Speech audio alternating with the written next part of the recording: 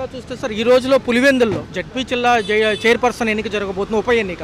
దానికి మొన్న సార్వత్రిక ఎన్నిక తర్వాత అత్యంత హైప్ దీనికే ఉంది. ఒక పక్క కూటమి ప్రభుత్వం అక్కడ కంచుకోటను బద్దలు కొట్టాలి. అప్పట్లో రాజశేఖర రెడ్డి హయాంలో కాంగ్రెస్, తర్వాత వైసీపీ ఉంది. ఈసారి పాగాపాతాలను చూస్తుంది, ఎక్కడికక్కడ గొడవలు జరుగుతున్నాయి. ఈరోజు మంచి కట్టుదిట్టమైన చర్యలు. పొద్దున్నే ఎంపీ అవినాష్ రెడ్డిని కూడా అరెస్ట్ చేయడం జరిగింది. ఎలా అనిపిస్తుంది? అంత హైప్ ఎందుకు వచ్చింది అక్కడ ఎన్నిక? ఏమండి, ముందు ప్రభుత్వం ఏర్పడిన తర్వాత ప్రజలు మిమ్మల్ని నమ్మి ఓటేసినప్పుడు మీరు డెవలప్మెంటు, వాళ్ళకి ఏం కావాలి సదుపాయాలు చూడగా వచ్చిన కాడి నుంచి ప్రతిపక్షంలో ఉన్న వాళ్ళందరినీ లోపలేసాం అంటారు. ముందు మీరు స్టాండర్డ్ అవ్వాలి. స్టాండర్డ్ అయితే రేపు గట్టిగా మాకు ఈ ప్రభుత్వమే కావాలి అనేటట్టుగా జనంలో ధోరణి ఉంటే ఆ తర్వాత నువ్వు ఎంతమంది లోపలేసినా కూడా మిమ్మల్ని వ్యతిరేకించరు. ఇక్కడ మీకు స్టాండర్డ్ అనేది నిలబడకుండా ప్రతి వాళ్ళని ఏదో విధంగా సిట్ అని అదని ఆచారం చేసి అలా అరెస్ట్ చేస్తున్నారు. దాంతో ఏంటంటే వ్యతిరేకత పెరిగిపోతుంది మీ గవర్నమెంట్ మీద. అంటే ఇప్పుడు అక్కడ 30 పోలింగ్ బూత్లు సార్, ఆ నియోజకవర్గం కానీ ఒంటిమిట్ట కానివ్వండి, ఎలా ఉండబోతుంది? ఖచ్చితంగా మళ్ళీ పాత వైసీపీ వారసత్వంగా వస్తుందంటారా? లేకపోతే జనంలో మైనస్ ఏర్పడింది. జనం అందరూ కూడా పాత ప్రభుత్వం బాగుంది ఖచ్చితంగా చెప్తున్నాను. నేను ఒక పని మీద వేరే బయటికి వెళ్ళొచ్చాను. అక్కడ ఆఫీసర్లో కూడా ఏ విధమైన ఇప్పుడున్న గవర్నమెంట్ మీద ఏ విధమైన మార్పు లేదు. వాళ్ళ పాత గవర్నమెంట్ అంటే తిని ఉన్నారు ఏంటి, బాగా బలిసి ఉన్నారు. కాబట్టి ఏదైనా రూపాయి వచ్చే గవర్నమెంట్ని లైక్ చేస్తారు కదా. ఏ ఆఫీసర్ అయినా లంచాలు తీసుకోవడానికి అలవాటు పడిన వాళ్ళు వాళ్ళే కనబడతారు. కానీ ఇప్పుడు ఎంత కట్ చేద్దాం అనుకున్నా కానీ ఆ ధోరణి మారదండి. ఏమంటారంటే సార్ మరి ఎలా ఉంటుంది సార్ ఈసారి అక్కడ గెలిపి ఎవరిది అంటారు? ఈ రోజు 5ంటికి ముగుతుంది. గెలిపేదన్నా గవర్నమెంట్ వీళ్ళు అధికారంలో ఉన్నారు కాబట్టి ఏదో తర్జన చేసి ప్రస్తుతం గెలుస్తాం. కానీ రేపు రాబోయే 5 ఏళ్ళ తర్వాత కానీ చెప్పేదేదో అప్పుడు మారుపుద్ది. ఇప్పుడు చిన్న నాటికి ఏం మార్పు రాదు. ఈ ప్రభుత్వానికి ఏం తేడా అయితే మార్పు ఏం కనబట్టలేదండి. ఇక్కడ 14 నెలలు అయిపోతుంది, సంక్షేమం కూడా డబ్బులు చూసుకుని ఇస్తున్నాం అంటున్నారు. ఏమీ లేదు, డబ్బులు మాకు చూసుకొని ఇవ్వడం అంటే టైం పడుతుంది. ఈ లోపల 5 ఏళ్ళు కాలక్షేపం అయిపోద్ది, మళ్ళీ రెడ్డి వచ్చి మొదలై. గత ప్రభుత్వ నాయకులు మేమే ముందు అమలు చేశాము, ఎంత లోటు బడ్జెట్ ఉన్నా కానీ అంటున్నారు వాళ్ళు. మరి అది వాళ్ళు చెప్పిన విధంగా చూస్తే అదే కరెక్ట్. ముందు జనానికి రూపాయి సర్దుబాటు చేసేవాళ్ళు, అడ్జస్ట్మెంట్ చేసేవాళ్ళు. ఈయన ఎంతసేపు ఎదుగుదల అని చెప్తూ అక్కడ రూపాయి ఇక్కడ రూపాయి రావాలి. అవి వచ్చినప్పుడు ఎప్పుడు ఇచ్చేది ఎప్పుడు? వాళ్ళ 15 ఏళ్ళు అయిపోతుంది ఇంక రేపమ్మా పాయింట్. ఇక్కడ రైతు బజార్లో కూడా అంతా మాయే కనపడుతుంది. గురించి ఏమంటారు సార్? ఉచిత పథకాలు అనేది చాలా తప్పండి. జనాలని బద్దగస్తులు చేస్తుంది, పెంచిపోచేస్తుంది. ఎవడు పని చేసేవాడు కనబట్లా, లేబర్ కనబట్టలేదు, లేబర్ దొరకట్లేదు. వాళ్ళని ఉచితంగా వచ్చే పథకాల కోసమే టైం అంతా స్పెండ్ చేసుకున్నారు. కానీ కష్టపడితే రూపాయి సంపాదించుకుంటే ఆ రేపు మనకి పిల్లలకి ఉపయోగపడుతుంది ఆలోచన కనీసం ఎవరికి లేదు. పథకాల మీదే ఆధారపడి జీవిద్దాం అనే మనస్తత్వం జనంలో బాగా పెరిగిపోయింది. దానివల్ల ఇక్కడ మనకి ఎవరికి లేబర్ అనేవాడు దొరకట్లేదు. మన డబ్బులు పక్క రాష్ట్రాలకు వెళ్ళిపోతుంది. ఒరిస్సా, కర్ణాటక, ఇటు పక్క వచ్చేపాటి బీహారు, అస్సాం, ఇక్కడి నుంచి లేబర్ వచ్చేసి ఏంటంటే వారం వచ్చే బట్టవాడాలు వాళ్ళ దగ్గరికి వెళ్ళిపోతుంది. మనకి ఆర్థిక మాన్యం కనపడుతుంది.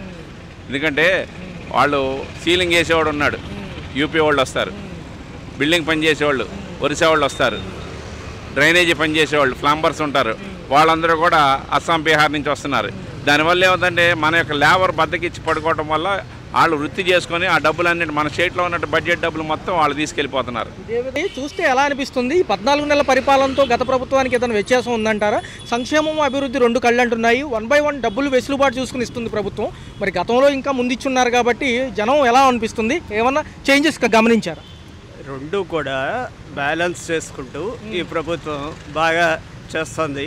ఎంప్లాయీస్ని కూడా ఏమి ఇబ్బంది పెట్టకుండా ఫస్ట్ తారీఖు జీతాలు రావటం చేయటం. అది నేను రిటైర్డ్ ఎంప్లాయీని. రావాల్సినవన్నీ కూడా ఆల్మోస్ట్ ఆల్ నిదానంగా సర్దుకుంటూ వస్తున్నారు. ఓవరాల్ గవర్నమెంట్ బాగుంది. రాహుల్ గాంధీ గారి వ్యాఖ్యలు ఎలా చూడాలి? ఎలక్షన్ కమిషన్ పైన చేశారు కదా, ఒకే అడ్రస్ పైన 58 ఓట్లు 60 ఓట్లు ఉన్నాయి అంటున్నారు. అదే అడ్రస్ మీద బీహార్ ఎలక్షన్ నిమిత్తం కూడా ఇది బయటకు వచ్చింది. రిప్రజెంటేషన్లో చూసాము, వాళ్ళు కూడా నోటీసులు ఇవ్వడం జరిగింది, ఆధారాలతో సహా రమ్మంటున్నారు. ఎలా ఉంది? ఇది ఏదన్నా ఉంటే సరి చేసుకోవడం మంచిదే. అది ఒకే అడ్రస్ మీద 58 ఓట్లు అంటే అది హైలీ ఇంపాసిబుల్. అది ఏదన్నా ఉంటే సరి చేసుకోవటమే బెటరు. ఉన్న సిస్టమ్ని మనం బాగు చేసుకోవాలి కానీ ఇంకా పతనావస్థలోకి తీసుకెళ్ళకూడదు. ఎలా ఉంది సార్ చూస్తే? పులివెందుల ఉప ఎన్నిక బాగా హడావుడిగా ఉంది. పొద్దున్నుంచి వార్తా సంస్థల్లో ఏ టీవీ ఛానల్స్లో చూసినా అదే హడావుడి. ఎంపీ అవినాష్ రెడ్డి గారిని కూడా అరెస్ట్ చేయడం జరిగింది, అదుపులోకి తీసుకున్నారు. ఈరోజు సాయంత్రం 5 తర్వాత వదులుతామంటున్నారు. మరి కంచుకోట బద్దలవుతుందా? గతంలో కాంగ్రెస్, తర్వాత వైసీపీ కదా, మరి ఈసారి ఏదైనా కూటమి వస్తుందా విరుద్ధంగా? జనరల్గా గవర్నమెంట్కి అనుకూలంగా ఉంటుందండి. ఏది కూటమి రావడానికే అవకాశం. అంటే ఒంటిమిట్ట కానివ్వండి, పులివెందులు కానివ్వండి, ఎక్కడ చూసుకున్నా 11 మంది ఒక్కొక్క అటు ప్రతిపక్షం పాలకపక్షంలో కూడా పోటీ చేస్తున్నారు. ఏంటి ఇంత కాంపిటీషన్ దేనికంటారు? సార్వత్రిక ఎన్నికల తర్వాత ఇదే పెద్ద ఎన్నిక అంటున్నారు. గవర్నమెంట్ ప్రెస్టేజ్గా తీసుకుంది, దాని ప్రభావం దీని మీద కూడా పడుతుంది. ఏదేమైనా మంచి జరగాలి, అందరికీ మంచి జరగాలనే ఉద్దేశంతో కూటమి ప్రభుత్వం ముందుకెళ్తాను. పోలింగ్ బూత్లు మారడంతో నిన్న క్వాష్ పిటిషన్ ఏదో వెళ్ళారు హైకోర్టులో కూడా, అక్కడ కూడా వ్యతిరేకత వచ్చింది. అవును, కోర్టులు కూడా గమనిస్తాయి కదండి పరిస్థితి, వాస్తవ పరిస్థితి ఎలా ఉంది ఏంటి అనేది, దాన్ని ఆధారంగా చేసుకుని ఇచ్చినట్లున్నారు. ఏదేమైనా బద్దలవుతుంది అంటారా? గతంలో కాంగ్రెస్, తర్వాత వైసీపీ కదా కంటిన్యూస్గా. గతంలో రికార్డు బద్దలవుతుందండి, ఖచ్చితంగా అవ్వాలి. మనుషుల్లో మార్పు రావాలి, మార్పు వస్తేనే ఏదైనా బాగుంటుంది. కుప్పం ఛాలెంజ్ లాగానే ఉంటుంది అంటారు. గెలవాలన్నారు కదా గతంలో, అయినా గెలిచి చూపించారు. మరి అక్కడ కూడా ఇక్కడ కూడా అలా ఉంటుందా? అలా ఉండకపోవచ్చు బహుశా. సరే, ఏదేమైనప్పటికీ మంచి జరగాలి ఎవరికైనా. ప్రభుత్వానికి గత ప్రభుత్వానికి వ్యత్యాసం ఎలా అనిపిస్తుంది? రెండిట్లో ఏమి నచ్చాయి మీ అభిప్రాయం? అంటే గత ప్రభుత్వంలో చూసుకున్నట్లయితే ప్రజలు సామాన్యులు ముఖ్యంగా చాలా ఇబ్బంది పడ్డారండి. ఎందుకంటే వాళ్ళ యొక్క దైనందిన జీవితం చాలా ఇబ్బందిగా గురైపోయింది అనమాట. పప్పులు ఉప్పులు అన్నీ కూడా రేట్లు పెరిగిపోయాయి, సామాన్యుడికి పనులు లేవు. అందువల్ల ఏంటంటే ఒక సామాన్య వ్యక్తి బతకడానికి చాలా కష్టంగా అయిపోయింది. ఇప్పుడు కూటమి ప్రభుత్వం చూస్తే నేను పథకాలు ఏదో విచ్చలవిడిగా ఇస్తున్నారని చెప్పలే కానివ్వండి, ఒక సామాన్యుడు బతకడానికి అవసరమైనటువంటి పనిని కల్పించగలిగే ఇది ఉంది. ఎందుకంటే ఫ్రీ ఇసుక ఇచ్చారండి, ఫ్రీ ఇసుక వల్ల కన్స్ట్రక్షన్ పని స్టార్ట్ అయిపోయింది. దాని ద్వారా ఈ జనాలు పనులకు వెళ్ళే వాళ్ళు కానివ్వండి, మిగతా కార్మికులు కర్షకులు మొత్తం కూడా బతకగలుగుతున్నారనమాట. సో నేనేమంటానంటే పథకాలంటే విచ్చలవిడిగా ఇచ్చి ప్రజలను సోమబోధులు చేయడం కన్నా కూడా వాళ్ళకి పని కల్పిస్తే they can survive by their own అనమాట. వాళ్ళే పని చేసుకొని బతికేదానికి అవకాశం ఉన్నట్టు అవుతుంది.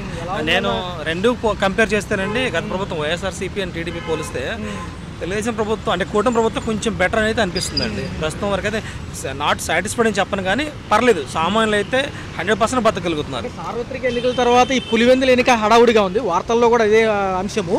ఏదో జిల్లా పరిషత్ చైర్మన్ పదవికి 11 మంది పోటీ చేస్తున్నారంటే ప్రతిపక్షం పాలకపక్షం ఇరువైపులా మంచి ప్రెస్టేజ్ ఇష్యూ అంటున్నారు ఈసారి.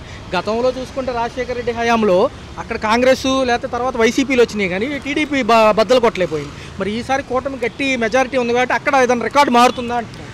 నేను ఖచ్చితంగా ఇది పార్టీల మధ్య పోటీ అనుకోనండి, ప్రజలకి ప్రభుత్వానికి మధ్య పోటీ అనుకుంటానండి. ఎందుకంటే పులివెందుల్లో కూడా గతంలో ఏంటంటే అరాచకం అండి అది. లైక్ పులివెందుల రాజకీయాలు మొత్తం కూడా ఫ్యాక్షన్ రాజకీయాలతో ముడిపడి ఉన్నాయన్నమాట. నేనేమంటానంటే ఎప్పుడైతే కూటమి ప్రభుత్వం వచ్చిందో సామాన్యులకు విడుదల అన్నట్టు అనమాట. సామాన్యులు ఆ యొక్క ఫ్యాక్షన్ రాజకీయం నుంచి బయటకు వచ్చినట్టు నేను ఫీల్ అవుతాను. రేపు జరగబోయే ఈ సార్వత్రిక ఎన్నికల్లో కూడా నేను ఈ వైఎస్ఆర్సీపీకి కూటమి మధ్య ఎలక్షన్ అన్ను, ఒక సామాన్యమైన వ్యక్తులకి మధ్య క్రూడ వ్యవస్థకు మధ్య ఎలక్షన్ అంటాను. కంపల్సరీ కూటమి అభ్యర్థులు గెలుస్తారని నేను 100% చెప్తానండి. ఎర్లీ మార్నింగ్ ఎలక్షన్ స్టార్ట్ అయింది 7 కన్నా 5 వరకు నడుస్తుంది అంటున్నారు. ఎంపీ అవినాష్ రెడ్డి గారిని కూడా అదుపులో తీసుకున్నారు. హౌస్ అరెస్ట్ చేయబోవడానికి వెళ్తే ఆయన సహకరించకపోవడంతో అరెస్ట్ చేసి కడప జైలుకి తీసుకెళ్లారు. ఆయన పోలింగ్ బూత్లోకి మా ఏజెంట్ని అలౌ చేయట్లేదు అంటున్నారు. ఒక పక్క చూసుకుంటే నాకు నేర చరిత్ర లేదనేది ఆయన వాదన. ఎలా అనిపిస్తుంది? పోలీసులు ఈసారి గట్టిగా లా అండ్ ఆర్డర్ మిస్ అవ్వకుండా ఉండడానికి మంచి బలగాలను కూడా దింపుతున్నారు. 700 మంది ఒక్కొక్క ఏరియాలో అంటున్నారు. ఎలా ఉంటుంది? అంటే అవినాష్ రెడ్డి గారు వచ్చి నేను దొంగను కాదు నేను ముద్దాను కాదంటే నమ్మే పరిస్థితుల్లో జనాలు లేరండి. ఎందుకంటే యావత్ ప్రపంచం చూసిందనమాట. అవినాష్ రెడ్డి గారు, వైఎస్ వివేకానంద రెడ్డి గారు హత్య వెనకాల ఎవరున్నారు ఏంటనేది. నిజంగా మీరు నిజంగా అంత నీతిపరులు అయితే గడిచిన 5 సంవత్సరాలు ప్రూవ్ చేసుకోవాల్సింది కదా, ఎందుకు ప్రూవ్ చేసుకోలేకపోయారు? ప్రతిపక్షాలు ఆరోపించాయండి. ఆ రోజు మీరు ప్రభుత్వంలోకి వచ్చారు కదా, మరి గడిచిన 5 సంవత్సరాలు మీరు ఏం చేశారు? వివేకానంద రెడ్డి హత్య కేసును ఒక దారికి తీసుకురావాలి కదా. అవినాష్ రెడ్డిని అరెస్ట్ చేశారు ముందస్తుగా అని చెప్పంటే జాగ్రత్త కోసమే. ఎందుకంటే నేరచేత నాయకుడు కాబట్టి ముందుకు అరెస్ట్ చేస్తారు. ప్రజాస్వామ్యంలో ఎలక్షన్ జరుగుతున్న సమయాల్లో ఈ విధమైన నేరచేతున్న వ్యక్తులు మొత్తం అరెస్ట్ చేయడం, ముందస్తు అరెస్ట్ అనేది కామన్. అది అవినాష్ రెడ్డిని అరెస్ట్ చేయడం పెద్ద భూతద్దలు పెట్టి చూడొద్దండి. ఎలా ఉంటుందన్న చూసుకున్నట్లయితే ఈసారి కుప్పం లాగానే గతంలో చంద్రబాబు నాయుడు గారు అక్కడ గెలవరని మాజీ మంత్రులు కూడా అన్నారు కదా, ఛాలెంజ్లు చేశారు, మరి గెలిచి చూపించారు. ఇక్కడ కూడా రికార్డు మారుతుందా? ఖచ్చితంగా మారుతుందండి. ఎందుకంటే ప్రజలు గమనిస్తున్నారండి. ప్రజలకి ఏది అవసరమో, ఏమేమి సామాన్యమైనటువంటి అవసరాలు ఉన్నాయో అవి చేకూర్చే నాయకుల వద్దకే ప్రజలు వెళ్తున్నారు. అంతేగాని ఏదో మా తాతలు ఆ పార్టీకి ఉన్నారు మేము ఈ పార్టీకి రావాలనే దానిలో లేరండి. ప్రజల ఆలోచన విధానం మారిపోయింది. వాళ్ళకి కంఫర్ట్నెస్ చూపించే నాయకులనే ఎత్తుకుంటూ వెళ్తున్నారు. కంపల్సరీ కూటమి ప్రభుత్వం గెలుస్తుందని నేను 100% చెప్తాను. అయితే ప్రభుత్వ పనితీరులు ఎలా అనిపిస్తున్నాయి? దగ్గర 14 నెలలు గడుస్తుంది, ఉచిత పథకాలు వరుసనే వస్తున్నాయి. ఒక పక్క చూసుకుంటే గత ప్రభుత్వం ఫాస్ట్గా ఇచ్చామంటుంది. ఎలా అనిపిస్తుంది వ్యత్యాసం? చాలా బాగుందండి. చాలా అంశాలు బాగా ఫాస్ట్గా చాలా బాగా చేస్తానండి. పక్క చూసుకుంటే పోలవరం అమరావతి ఏమంటారు? ఏం లేదండి, అంతా చాలా బాగుంటుంది. చంద్రబాబు నాయుడు ప్రభుత్వం చాలా బాగుంది. చాలా 20 లక్షల ఉద్యోగ కల్పన బాధ్యత అంటున్నారు సార్. వచ్చే 4 ఏళ్లలో ఇస్తామంటున్నారు. ఎలా ఉంటుంది ఐటీ సెక్టారు, ఇండస్ట్రీస్ వస్తే ఎలా? చంద్రబాబు నాయుడు ప్రభుత్వం చాలా బాగుంటుందండి. అంతా బాగుంటుంది, పాలన బాగుంటుంది, ప్రభుత్వం బాగుంటుంది, మంచిగా ఉంటుంది, అన్నీ చేస్తారు. అన్నీ మంచి సదుపాయాలు బాగుంటాయి, రోడ్లు బాగుంటాయి, చాలా బాగుంటాయి. ఏమన్నా ఇబ్బందిగా ఉన్నాయా రోడ్ల వ్యవస్థ కానీ, కరెంట్ ఛార్జీలు కానీ? చాలా బాగున్నాయి సార్, చాలా గతం కంటే ఎక్కువ వస్తున్నాయి అంటున్నారు కొంతమంది. లేదు సార్, లేదు సార్, ఏం చాలా బాగుంది సార్. స్మార్ట్ మీటర్లు అంటున్నారు, ఆహ్వానిస్తారా? ఏంటి సార్? స్మార్ట్ మీటర్లు అంటున్నారు, కొత్తగా స్మార్ట్ మీటర్లు ఏమన్నా పెడితే ఓకేనా? వ్యాపార సముదాయాలకు ఆల్రెడీ ఇన్స్టాల్ చేశారు. చూడాలి కదా సార్, చూస్తే కానీ మనకు తెలియదు కదా. ఎలా ఉంది సార్? ఒక పవన్ కళ్యాణ్ గారు ఉన్నారు కూటమిలో, పైన బీజేపీ. టాప్ ప్రభుత్వం గట్టిగా ఉంటుందా ఈసారి? అనుకుంటే అభివృద్ధి అవుతుందంటారు కనీసం? బాగుంటుంది. అమరావతి సంగతి ఏంటి అంటారు? జరుగుతున్నాయి పనులు చాలా బాగా చేస్తారు. చూసారా? అమరావతి లక్ష్యం అండి. ఇబ్బంది మరి ఐకానిక్ బిల్డింగులతో పాటు సింగపూర్ కంపెనీలు మళ్ళీ పాల్గొంటున్నాయి. మరి ఏమంటారు? ఈసారి గట్టిగా చేస్తాం, తగ్గమంటున్నారు కదా. చంద్రబాబు నాయుడు గారు, పవన్ కళ్యాణ్ గారు తలుసుకుంటే ఏం చేయగలరు సార్, చాలా బాగుంటుంది. మరి ఉచితాలు మంచిదేనంటారా? ఉచిత బస్సు ప్రయాణం ఇవన్నీ ఉన్నాయి మహిళలకి. చేస్తాను సార్, చూడాలి కదండి, అది కూడా చూస్తే కదా మనకు అర్థమవుతుంది. ఉంటారా? బీజేపీలోకి వెళ్ళిపోతారా పవన్ గారు? లేదు సార్, అది మనం చెప్పకూడదు సార్. అవన్నీ మీకు మరి మాజీ జగన్ గారు కూడా నేను వస్తానంటున్నారు, ప్రజల్లోకి వెళ్తున్నారు ఆయన కూడా. సార్ ఆయన కేవలం ప్రయత్నాలు వాళ్ళు చేస్తారు, తప్పే ఉంది.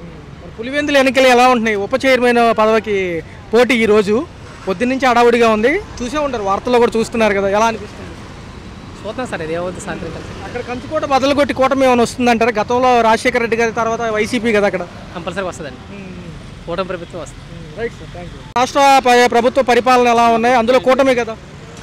జగన్ పరిపాలన కంటే కొంతవరకు బాగానే ఉంది.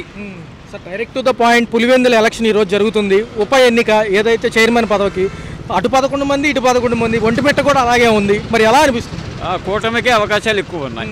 అవినాష్ రెడ్డి గారు మార్నింగ్ అరెస్ట్ అయ్యారు, కడప జైల్లో ఉంటున్నారు, ఏదో పోలీస్ స్టేషన్ దగ్గర పెట్టినట్టున్నారు. ఈ ఎలక్షన్ తర్వాత వదులుతామంటున్నారు. ఇవన్నీ పొలిటికల్గా ఫోకస్ అవ్వడానికి, వాళ్ళు ఇన్నోసెంట్స్ అని ప్రూవ్ చేసుకోవడానికి చేసే జిమ్మిక్కులు తప్పితే వాస్తవాలు దే ఆర్ క్రిమినల్స్. అంటే నాకు నేర చరిత్ర లేదంటున్నారు కానీ అరెస్ట్ టైం. అలానే అంటారు. ఎవరైనా మెడలో బోర్డు వేసుకొని నేను నేరస్తుండని తిరుగుతారా? అమాయకుండా అని అంటారు. మరి ఏముంది సార్, ఎలా ఉండబోతుంది? కుప్పం లాగానే ఇక్కడ కూడా రిజల్ట్ మారబోతుందా? కంచుకోట బద్దలవుతుందా? డెఫినెట్గా బద్దలవుద్ది. ఏం సార్, మూడు ఏం సార్ 30 పోలింగ్ బూత్లు అంటున్నారు. ఎక్కడ చూసుకున్నా కానీ 10,000 పైచిలకి ఓట్లు లేదు అంటున్నారు కదా. అంటే ఎలక్షన్ ఈసీ కన్వీనియంట్ ప్రకారం చేస్తారు, దానికి ఓటర్స్ మద్దతు తెలపాల్సిందే. పోలీస్ వ్యవస్థ కూడా గట్టిగా ఉంది, ఎక్కడికక్కడ బెసకనివ్వట్లేదు ఎవరిని. అందరూ కూడా హౌస్ అరెస్ట్లో పాటు బైండ్ ఓవర్లు కూడా పెడుతున్నారు. చెయ్యాలి, హౌస్ అరెస్ట్ చేయాలి. పీస్ఫుల్గా ఎలక్షన్స్ ఫెయిర్గా జరగాలి అని అంటే మరి అట్లాంటివి చేయాలి. ఎలా ఉంటుంది సార్ తదుపరి రిజల్ట్ చూసి? మరి ఏమన్నా ప్రభుత్వాలు ఫీల్ అవుతాయా? పాత ప్రభుత్వాలు ఏమన్నా? డెఫినెట్గా ఫీల్ అవ్వాలి, అవుద్ది. 14వ తారీఖు కౌంటింగ్ అంటున్నారు. 14 కౌంటింగ్ చూద్దాం, వెయిట్ చేద్దాం. గతంలో కాంగ్రెస్, తర్వాత వైసీపీ, అక్కడ రికార్డు మారలేదంటున్నారు, ఇప్పుడు మారుతుందా? మారుతుంది, డెఫినెట్గా మారుతుంది, మారాలి. నేర చరిత్ర ఉన్న వాళ్ళనే గ్రాడ్యువల్గా బయటికి తీసుకురావాలి. తీసుకొచ్చేస్తేనే సమాజానికి మేలు. మా పోలింగ్ బూత్లు మార్చారు, కొన్ని స్లిప్పులు కూడా ఇవ్వలేదంటున్నారు, నిజమేనా? ఇప్పుడు దేశం అంతటా జరుగుతూనే ఉంది. ఇప్పుడు రాజీవ్ గాంధీ ఎక్స్ప్లోర్ చేస్తున్నారు, రాహుల్ గాంధీ చేస్తూ ఉన్నారు. మరి అవన్నీ వస్తాయి. ఎవరి లెవెల్లో వాళ్ళు భారతదేశంలో అవినీతి అరాచకాలు చేస్తూనే ఉంటారు, వాళ్ళ యొక్క పీఠాన్ని కాపాడుకోవటానికి. ఎలక్షన్ కమిషన్ రాహుల్ గాంధీ గారు నోటీసులు ఇచ్చింది, ఆధారాలతో సహా రమ్మంటుంది. వెళ్తారు, డెఫినెట్గా వెళ్తారు. ఆయన దగ్గర ఉన్న మెటీరియల్, ఇప్పుడు వాళ్ళు ఏమైనా ఆర్డినరీ పీపుల్ ఏం కాదు కదా, వాళ్ళు నేషనల్ లీడర్స్. వాళ్ళు మెటీరియల్ అవన్నీ పెట్టుకొనే బయటకు వస్తారు. ఎలక్షన్ కమిషన్ దాన్ని చూసి స్పందించాల్సిందే, రెస్పాండ్ అవుద్ది, వాటికి తగ్గట్టుగా చేస్తుంది. ఫైనల్గా సార్ 4 ఏళ్ళ భవిష్యత్తు డెవలప్మెంట్ ఒక 3 ఏళ్ళలో కంప్లీట్ అవుతుంది అంటున్నారు, ఒక 40% అన్న. ఎలా అనిపిస్తుంది? అవ్వచ్చు, కాకపోతే మెయిన్ హద్దెలు ఫైనాన్స్. గవర్నమెంట్ దగ్గర డబ్బు లేదు, కాకపోతే ఖర్చు తగ్గించుకోవడానికి ఏర్పాటు చేస్తే డెవలప్మెంట్లు కొంతవరకు ఇచ్చిన ఇవి చేయవచ్చు. బాబాయ్ గారు నమస్కారం. బాబు, చూసుకున్నట్లయితే ఎలా ఉంది ఈ యొక్క పులివెందులకు సంబంధించి ఉప ఎన్నిక? జడ్పీ జిల్లా పరిషత్ చైర్మన్ పదవి కోసం రసాభాసగా సార్వత్రిక ఎన్నికలు ఏదో రాష్ట్రంలో జరుగుతున్నట్టుగా హడావుడి జరుగుతుంది. ఒక పక్క వారం నుంచి గొడవలు. టీడీపీ వస్తుంది, అక్కడ ఏదైనా టీడీపీ రావాలి. ఎందుకంటారు? ఎందుకు పులివెందులైనా ఇంకోటైనా మాది ప్రభుత్వం కాబట్టి మాకు ఇంకా 4 సంవత్సరాల టైం ఉంది సార్. అదే రావాలి. గతంలో ఈ యొక్క దీనికి ఒక చరిత్ర ఉంది అంటున్నారు. అక్కడ ఏరియా నియోజకవర్గం అంతా కూడా గతంలో వైసీపీకి కానివ్వండి, అంతకుముందు కాంగ్రెస్ ప్రభుత్వాన్ని కంచుకోట, దాన్ని మీరు తాకలేరు అని చెప్పి మాజీ ప్రభుత్వాల నాయకులు అంటున్నారు. లేదు లేదు ఈసారి తాకి తీరుతాము, మా సత్తా ఏంటో చూపిస్తామని కూటమి నాయకులు. ఎలా? అవును, టీడీపీ ఎక్కడున్నా నానా అది బాబు అది పులివెందలు కాదు, పులివెందల్లో కూడా అదే రావాలి. ఎందుకంటే పులివెందలు అంటే అది కాంగ్రెస్ ఒకప్పుడు. ఆయన రాజశేఖర రెడ్డి గారు ఉన్నప్పుడు, ఆయన టైంలో ఆయన లేడు. ఇప్పుడు వాళ్ళ అబ్బాయి కూడా పనిచేయడు, అసలు పనిచేసేవాడు కాదు. చూసుకున్నట్లయితే ఎంపీ ఎవరైతే ఉన్నారో అవినాష్ రెడ్డి, బాబాయిని చంపిన కేసులో గతంలో సిఐడి విచారణ జరిగింది. అయితే కొద్దిగా బయట ఉన్నారు, ఆయన కూడా బెయిల్ పైన. ఇటుపక్క చూసుకున్నట్లయితే ఈరోజు తెల్లవారుజామున ఆయన అదుపులో తీసుకున్నారు. ఎక్కడైతే గొడవలు జరుగుతున్నాయో అక్కడ వీళ్ళ మోకలు వచ్చి గొడవలు చేస్తారు. కొంతమంది నాయకులను కూడా బైండ్ ఓవర్ కేసు ఎలక్షన్ ముందు అదుపులో తీసుకుంటారు కదా, రౌడీ షీటర్లని ఇట్లాగే తీసుకున్నారు. కానీ నాకు నేర చరిత్ర లేదు, మా ఏజెంట్ని బూత్లోకి అలౌ చేయట్లేదని అవినాష్ రెడ్డి గారు మీడియా ముఖంగా మాట్లాడుతున్నారు. ఏమంటారు దాన్ని? ఆయన అవినాష్ రెడ్డి గారు బాబు ఆయన చేసి మంచిదే, చట్టాన్ని చేయలేదు, ఆయన మంచోడే బాబు. మరి ఏంటంటే అవినాష్ రెడ్డి గారిని సాయంత్రం వరకు పోలీస్ స్టేషన్, కడప పోలీస్ స్టేషన్లో ఉంచుతారంట, ఎలక్షన్ అయిన నిమిత్తం వదులుతారంట బాబు. అలా అయితే ఎలాగ అబ్బాయి అవినాష్ రెడ్డి బయటకు వచ్చేయాలి ఎప్పుడైనా అయ్యారు. మరి ఏమంటారు ఈసారి ఒంటిమిట్ట కానివ్వండి, పులివెందుల ఏదైతే 30 పోలింగ్ బూత్లు ఉన్నాయి, కొన్ని ఏమో చేంజ్ చేయడం జరిగింది లాస్ట్ మినిట్లో. ఎందుకంటే గొడవలు జరుగుతాయని పక్క ఊళ్ళో ఇచ్చారు పోలింగ్ బూత్లు, అక్కడికి దానికి కూడా గొడవ పెట్టుకుంటున్నారు. ఎందుకంటారు? ఆయన అవినాష్ రెడ్డి అంటే ఏం తప్పుడు మంచి కాదు, ఆయన టీడీపీకే ఎప్పుడు. మరి ఇటు పక్క టీడీపీకి రావాలంటారా? సరే మరి ఓకే. హలో, తెలుగు రాజ్యం ఛానల్ చూస్తున్నారా? సామాజిక రాజకీయ జీవన చిత్రణే తెలుగు రాజ్యం. అతిశయోక్తులు అసత్యాలు ఉండవు. రాజకీయ కోణం కాదు, ప్రజా కోణమే కొలబద్ద. తెలుగు రాజ్యం వీక్షణ మీ ఉత్తమ అభిరుచికి నిదర్శనం.